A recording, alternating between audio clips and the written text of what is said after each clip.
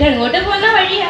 ഓ അതോ, അതെന്റെ മാമാടെ മോളുടെ കല്യാണത്തിന് വേണ്ടി ബ്യൂട്ടി പാർലറിൽ ഫേഷ്യൽ ചെയ്യാൻ പോകുന്ന വഴിയാ. അല്ല, നീ എന്താ ചോദിച്ചത്?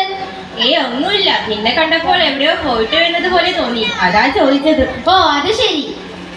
അല്ല, നീ എന്താ പറഞ്ഞത്? നിന്റെ മാമാടെ മോളുടെ കല്യാണത്തിന് ഫേഷ്യൽ ചെയ്യാൻ പോയിട്ട് വരുന്ന വഴിയാണെന്ന്?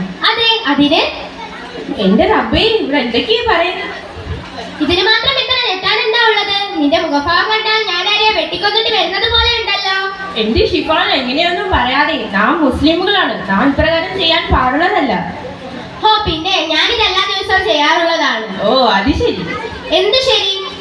എന്റെ ഷിഫാന, നീ ഇപ്പൊ ദുനിയാവിനെ പറ്റി മാത്രമേ ചിന്തിക്കുന്നുള്ളൂ. നാളെ നമ്മൾ മരണപ്പെടുന്നവരാണ്. ആഹാരത്തെ പറ്റി നിനക്ക് ചിന്തയുണ്ടോ?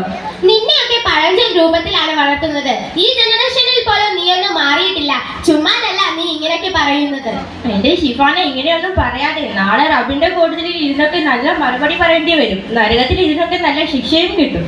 എന്റെ പൊന്നു മോളെ, നിനക്ക് ഞാൻ ബ്യൂട്ടി പാർലറിൽ പോകുന്നതിന് അസൂയ ഉണ്ടെങ്കിൽ അതങ്ങ് പറഞ്ഞാൽ പോരെ. ഞാനിതിന് അസൂയപ്പെടണം? പിന്നെ നീ എന്തിനാണ് എന്നെ ഇങ്ങനെ പിന്തിരിപ്പിക്കുന്നത്? ഞാൻ നിന്നുള്ള സ്നേഹം കൊണ്ടാണ് പറയുന്നത്. നീ നിന്റെ ഇഷ്ടം പോലെ ചെയ്യും. ഓ ശരി. അസ്സലാമു അലൈക്കും. വലൈക്കും അസ്സലാം.